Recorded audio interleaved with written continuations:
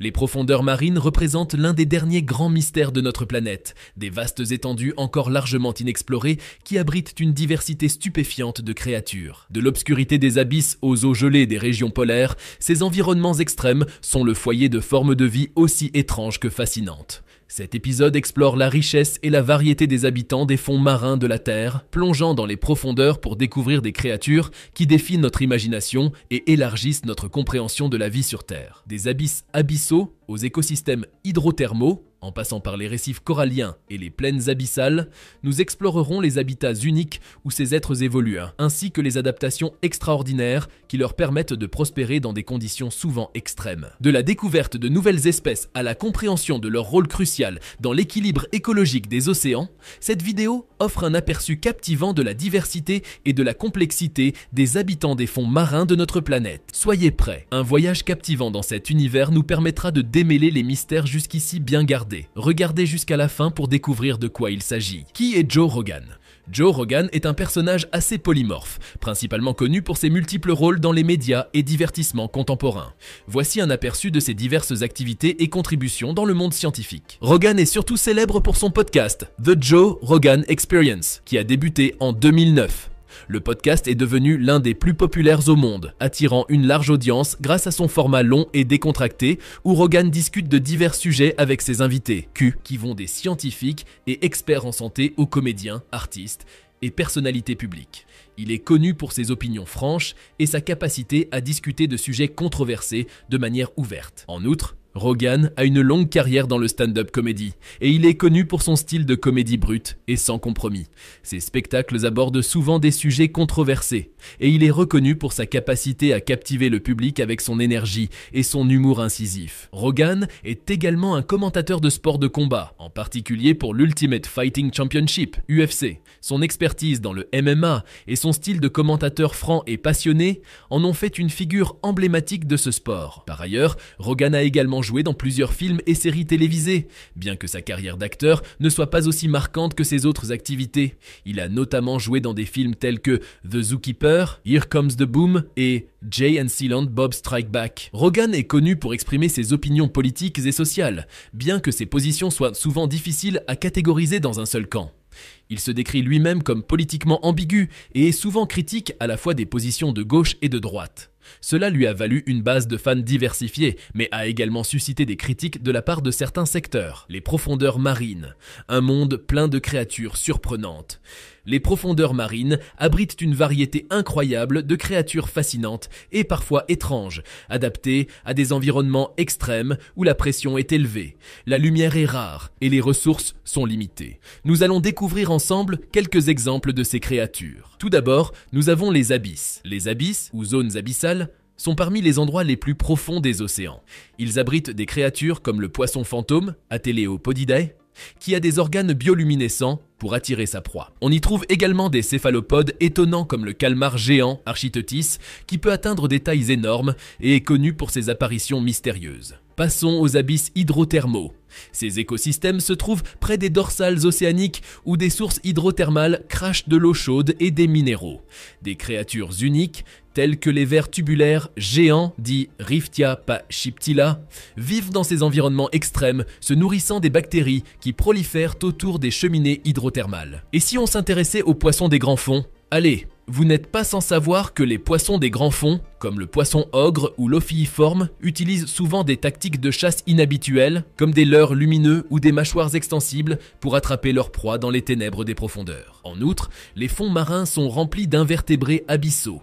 Les créatures invertébrées des profondeurs comprennent une variété d'espèces uniques, comme les holothuries des abysses, des échinodermes qui filtrent les sédiments pour se nourrir. Il y a aussi des éponges géantes et des coraux noirs qui se développent dans les eaux froides et sombres. D'autres espèces comme le requin lutin, encore appelé Mitsukurina houstoni, vivent dans les eaux profondes.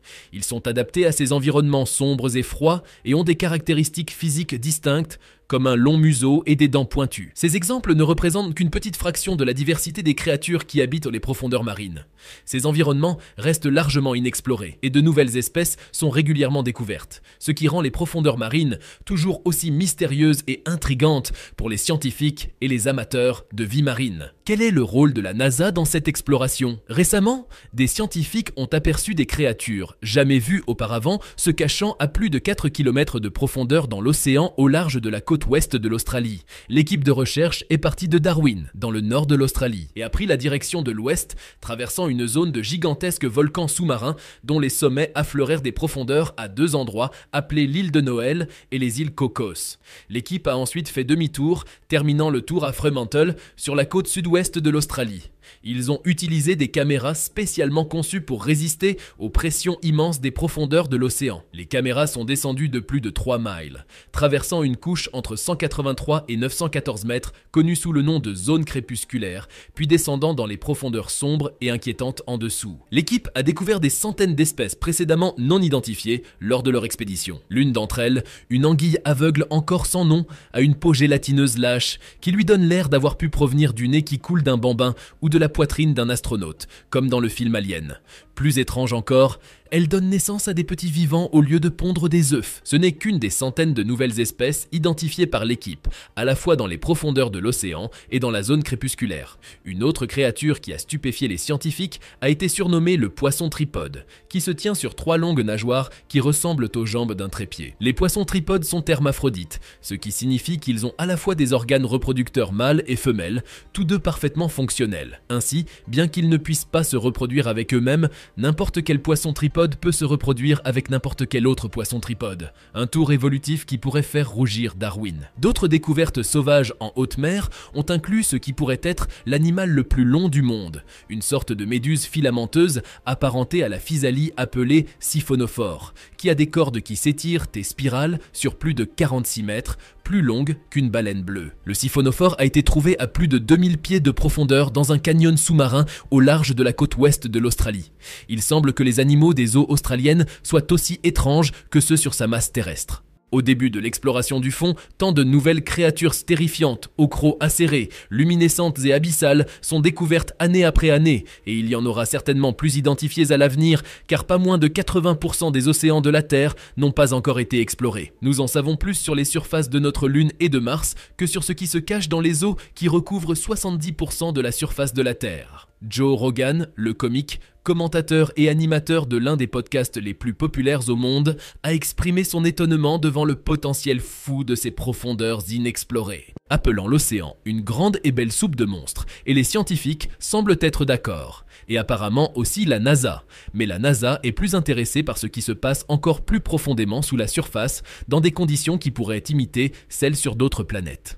La NASA s'est récemment associée à l'Institut océanographique de Woods Hole pour explorer les tranchées de la zone de Huddle, la plupart étant dans l'anneau de feu du Pacifique, où les plaques tectoniques se rencontrent et créent des gouffres profonds dans le fond marin. Le plus profond, la fosse des Mariannes, descend presque 7 km sous le niveau de la mer pour atteindre les profondeurs de la zone de Huddle, nommée d'après Hadès, le dieu grec des enfers. La NASA est en train de construire un véhicule télécommandé nommé Orpheus, qui possède une technologie de navigation similaire à celle du rover Perseverance de Mars.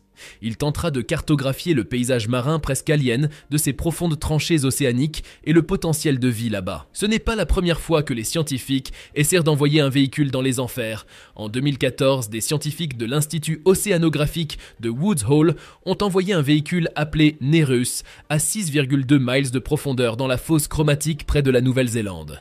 Mais il a éclaté en raison de l'immense pression. La pression à cette profondeur est assez intense pour littéralement presser les cellules des animaux qui ne sont pas adaptés à la vie là-bas. Et jusqu'en 1977, les scientifiques pensaient que cela rendait la vie à de telles profondeurs impossible. Mais lorsqu'une équipe de scientifiques américains a plongé un véhicule nommé Alvin dans l'océan Pacifique pour étudier les cheminées hydrothermales, ils ont été stupéfaits de découvrir que la vie grouillait dans les conditions extrêmes autour des volcans sous-marins. Poissons papillons translucides, de minuscules crustacés et d'autres espèces extrémophiles prospéraient.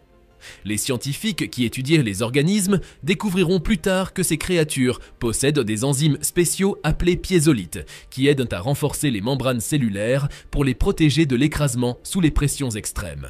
Cette découverte a conduit à l'une des théories les plus largement acceptées sur les origines de la vie sur Terre, selon laquelle elle aurait jailli des conditions extrêmes autour de ces cheminées hydrothermales, au fond de l'océan, où les organismes n'ont pas besoin de lumière solaire mais se nourrissent plutôt de la soupe chimique rejetée par le plancher océanique. La vie pourrait littéralement provenir des enfers. La zone de Huddle est considérée comme un assez bon miroir terrestre de ce qui se passe sous les eaux glacées de la lune de Jupiter, Europe.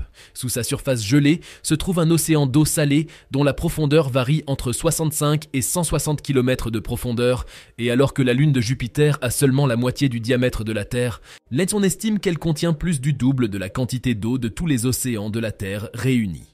Mais développer un véhicule qui peut supporter la pression à 65 km de profondeur sera une tâche difficile. Nous sommes juste en train de découvrir comment en construire un qui peut résister aux pressions à 10 km de profondeur, après tout. Mais les efforts pour explorer la zone de Huddle de la Terre seront des étapes importantes pour éventuellement explorer l'énorme océan d'Europe. Orpheus, le véhicule en cours de construction par la NASA pour plonger dans la zone de Huddle, devra supporter non seulement une pression intense, mais aussi des fluctuations de température folles, car alors que l'eau là-bas est juste au-dessus de la congélation, les températures près des cheminées hydrothermales peuvent atteindre près de 700 degrés Fahrenheit, soit environ 371 degrés Celsius. Les ingénieurs construisent le véhicule de mer profonde avec un type spécial de mousse qui contient des sphères de verre microscopiques qui, espérons-le, lui donneront une protection et éviteront ce qui est arrivé au Néréus en 2014. Pour les scientifiques de la NASA, comprendre nos océans peut également avoir des implications anthropologiques.